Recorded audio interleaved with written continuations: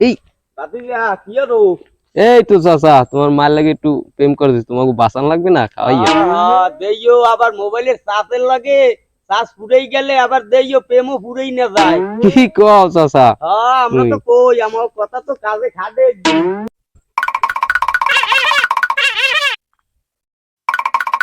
না, আজ চাচার যাই কইতেই হবে, এবছর আমার সিরিয়াল নায়ক হবো আমি এবার।